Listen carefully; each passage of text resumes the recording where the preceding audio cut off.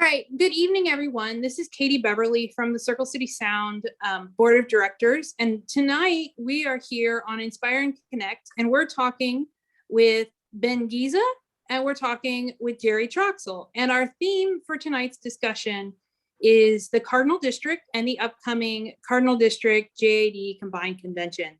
So we'll start with you, Ben. And can you introduce yourself and tell us a little bit about your barbershop story?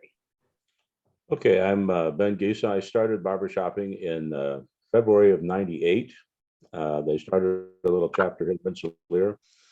Dennis Lynch got us going, and there were about 20 of us most of the time. And that was my introduction. And starting a year or two after that, I got into the brigades. As soon as I started the Indiana Brigade, that became part of my life for a number of years. And it gets you exposed to some really good music. And then I was in several quartets that competed. And I worked my way down to Indianapolis after I discovered how much fun it was to sing with them. So over the course of time, I was a contest administrator in 5 or 6 quartets. And I still, just before we started this, I was listening to Jim Henry and Crossroads do Lucky Old Son, and it still raises a hair up on my arms even now. So it's been a lot of fun, and I wouldn't change it. The only thing I would change was that when I was asked in '76, I had just started teaching. There was no time in my life for anything. So it was just so far out of any possibility. It sounded like fun, but it was just not feasible at that time. And I think if I had joined in '76, I would have done, I would have been able to do a lot more. So I regret that deeply. But it's a major part of our life. And the story of how I became president is, I can share that with you. It's sort of long, but it's a statement. It's something that happened, became part of my life. Well, I'll tell you, we went to our first convention was in Salt Lake, and we were walking back from the convention center after one of the performances. I don't recall which one. And there was quite a walk, and we fell in with Gerald Hatton, who I had sung in the brigades with. And I knew that he was either the president or a former president or something. And so I knew him, and I'd actually sung with him, I think, in the brigade. He said, I haven't seen you at one of these before. And I said, well, Penny and I went to the AIC show in Louisville, and we thought that was great. And we decided this year we'd do the whole thing. And I said, well, we talked it over, and we said, well, barbershopping is what I do now. So we came to this convention. About a month later, there was some disagreement among the people who were in the leadership at the time. And the person who was supposed to become the president didn't.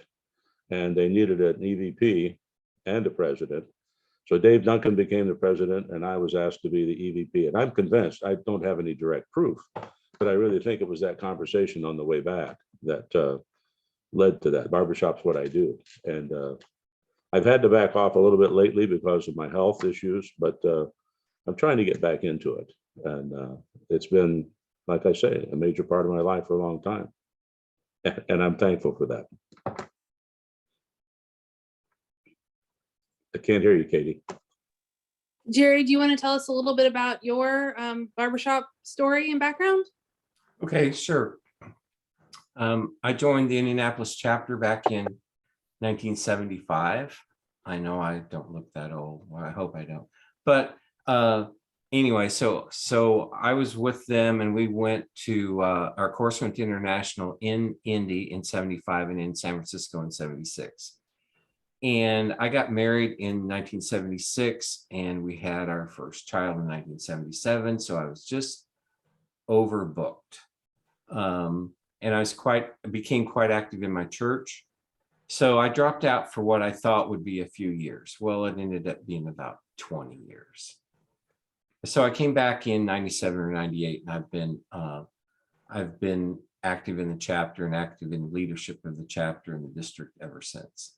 I just love the barbershop sound. Early on, my favorite quartet was the Bluegrass Student Union, and is still one of my favorites.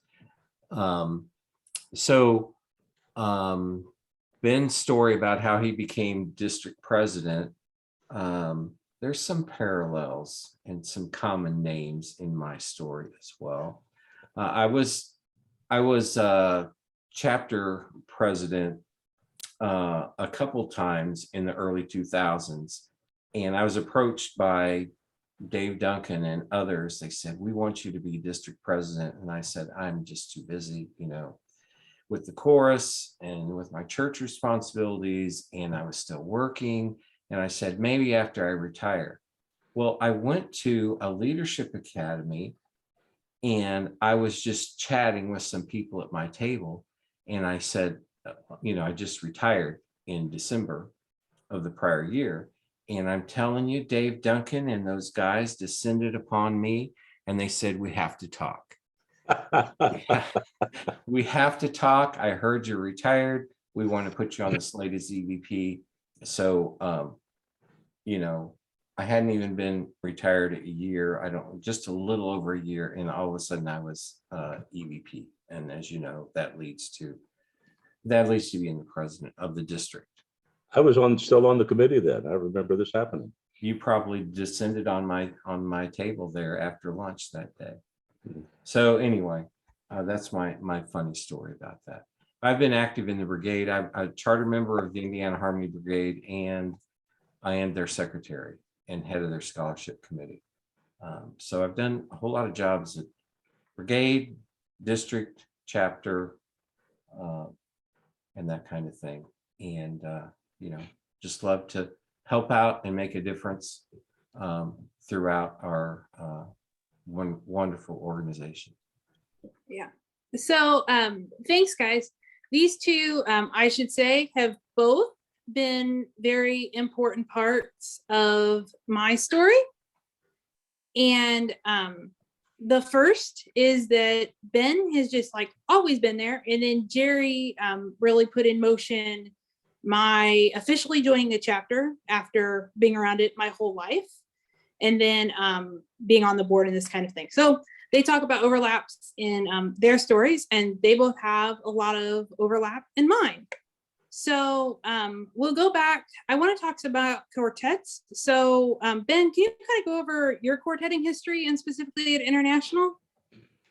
Participating in International as a quartet, it was only as a senior quartet with the three longs and a short. And whatever we discussed earlier, I went to Tucson. Well, before that, we went to Las Vegas when the Midwinter was there. And we did well. We beat several quartets. In fact, Bill Biffle's quartet placed immediately behind us. That made me feel good, even though I wasn't really happy with how we sang. And then in Tucson, we didn't do well. I was sick. And I literally, I thought I was going to have to not sing. I got allergic to something in that environment, and I went on stage, but I don't know that they heard much tenor. So that was the international part of it. But district level, I've been in several quartets. My first quartet was the Spice Boys.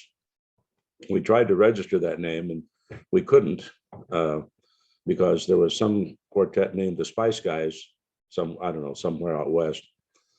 So we changed our name to Three Shades of Khaki, and we competed several times. And that could have been my best quartet. I'm not sure. That we had a really good mix of voices. There's crossover among all my quartets. Rick Mangus and Larry Hansen and I were in several different quartets at various times.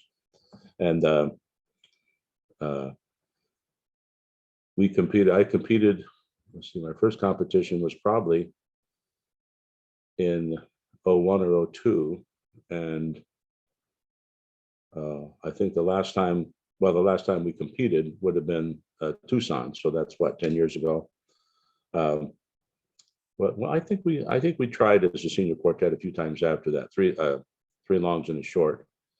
I went, one of the most interesting contests we had was the quartet, Real Men Wear Pink. We were from different parts of the district. We were Kokomo, some west of Kokomo, Russiaville, myself, and then Terry Silkey was the baritone. We had a good time, and we did well in our first night, and then wheels fell off Saturday night, so we didn't do well.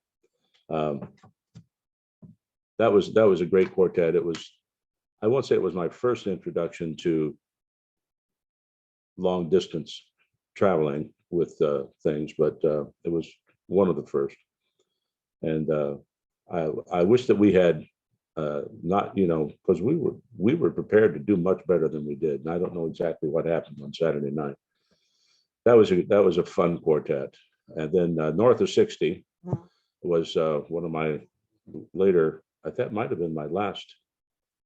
I think that was my last quartet, was North of 60. And then throughout all that time, Three Longs and a Short continued to perform in local shows and so forth. So it's been a lot of fun. I'm not actively quartetting right now. There's not the lead in our Three Longs and a Short had very, very severe vocal issues. So we're probably not going to compete anymore, and I regret that, or not even perform at all. And it's very hard now to set up a quartet with any of the indie guys, because that's just too much travel for me now. I don't think I could do it, but I wish I could.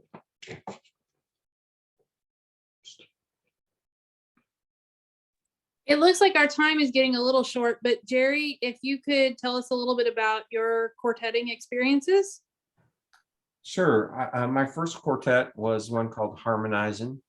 We were together for 2 or 3 years, and I was a baritone in that quartet. No, I wasn't. I was a tenor.